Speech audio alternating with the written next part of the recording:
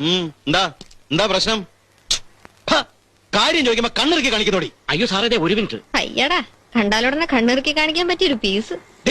അല്ല, നമ്മൾ ആരാ സാറേ? പോലീസ് യൂണിഫോമിൽ പെട്രോളിന് ഇറങ്ങിയ പൂങ്കൃതി കാമനോ അതോ ഗന്ധർവനോ? ഒന്ന് വന്നേ, ഒന്ന് പറഞ്ഞോട്ടെ, ഒന്ന് വരാൻ വിടോ.